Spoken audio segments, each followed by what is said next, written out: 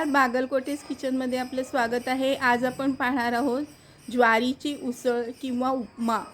हे डायबेटिक पेशंटसाठी खूप छान आहे, कुणीही खावं, खूप टेस्टी आणि मस्त लागते। ज्वारीचा उपमा करण्यासाठी लागणारं साहित्य आपण पाहतोय। 1 वाटी ज्वारी घेतली आहे, स्वच्छ धुवून घेतलेली आहे।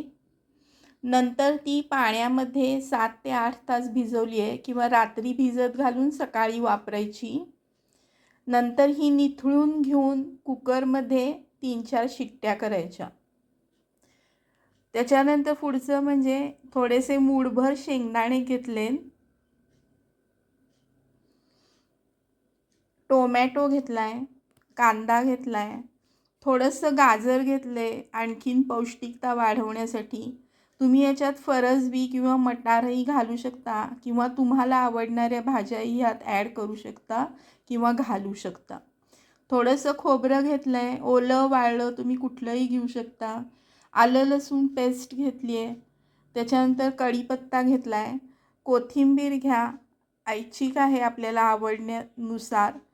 त्याच्यानंतर साखर 1.5 चमचा घेतलेली आहे, चवीपुरतं मीठ घेतलंय, 2 चमचे तिखट घेतलंय आणि अर्धा चमचा गरम मसाला घेतलाय आणि तेल आणि फोडणीचं साहित्य हे आपण नंतर घेणार आहोत।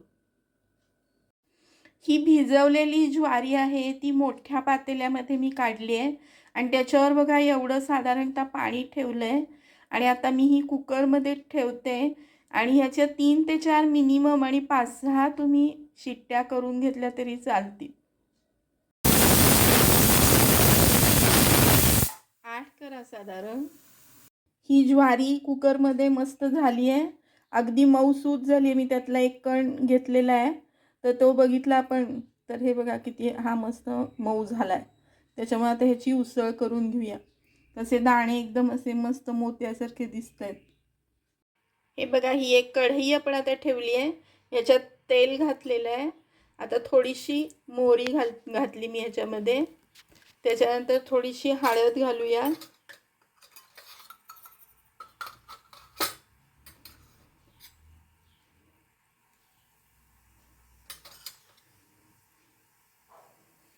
आता ही फोडणी तडतडायला लागली की आपण त्याच्यामध्ये कढीलिंब, कांदा वगैरे घालायचा।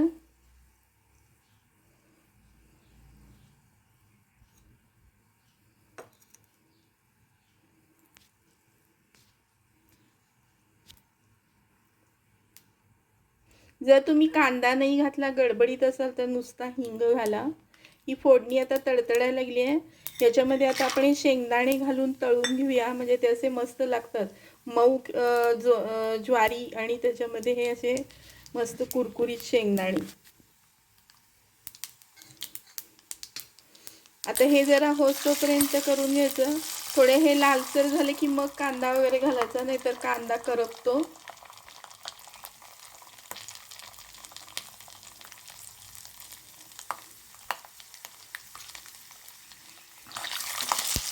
हे होत आलंय, याच्यात आता कढीपत्ता, त्याच्यानंतर कांदा, टोमॅटो असं सगळं मी घातलंय। आलं लसूण पेस्ट घालूया, थोडंसं गाजर घालूया आणि सारखं करून घेऊया। हे बघा हे आता कांदा विरघळत आलाय। आता ह्याच्यामध्ये मीठ, साखर, तिखट, गरम मसाला हे सगळं घालूया। हे फोडणीतच घालायचं आणि सारखं करून घ्यायचं। हे होत आले, शेंगदाणे खूप छान झाले, किती छान दिसतंय बघा। हे बघा हे सगळं मस्त एकजीव झालंय। आता ह्याच्यामध्ये आपण ज्वारी घालून घ्यायची आहे शिजलेली आणि एकसारखं करायचं। ह्याला अशी एक वाफ आणून घेतली। हे बघा हे मस्त आपली उसळ ज्वारीची तयार आहे। ह्याला उपीट सुद्धा तुम्ही म्हणू शकता, सकाळी ब्रेकफास्टला किंवा एक मील म्हणून सुद्धा तुम्ही हे वापरू शकता, 1 टाइम लंचला सुद्धा। ही मस्त आपली उसळ तयार झालेली आहे। ही खायला तयार आहे ज्वारीची उसळ किंवा ज्वारीचे उपीट। रेसिपी आवडली असेल तर लाईक करा, शेअर करा. चॅनल अजून सबस्क्राईब केलं नसेल तर सबस्क्राईब करा. धन्यवाद.